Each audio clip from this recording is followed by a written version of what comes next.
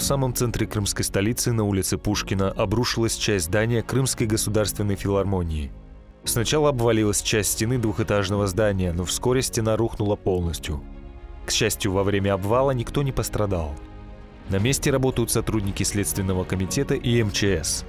Из-за опасности дальнейшего обрушения здания улица Пушкина частично перекрыта. Здание же старое. За 100 с чем-то лет ни одного капитального ремонта, скажем так. А здание приравнивается к человеческому сроку. Вот 100 лет человеку, скажем так. И ни одного капитального ремонта. Что за здание может быть? И его же надо ремонтировать периодически. Недавно в филармонии проводились ремонтные работы. Здание огражено, здесь стоят строительные леса. Однако местные жители говорят, что рабочих здесь не видели уже месяц. Как сообщили в правоохранительных органах, по предварительной информации рабочие повредили несущую стену здания. Следователи начали проверку по факту нарушения правил безопасности при ведении строительных работ.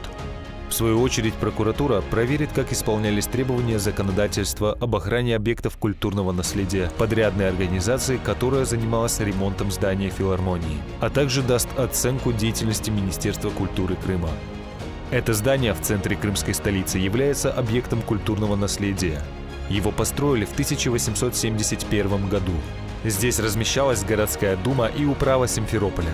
В середине 30-х годов прошлого века здесь открылась Крымская госфилармония.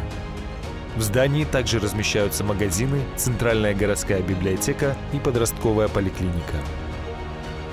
9 июня началась реконструкция исторического здания. Ремонт оценили 82 миллиона рублей. Завершить работы планировалось в 2023 году. Подрядчиком по реставрации определили предприятие «Реммастер» из Республики Марий Эл.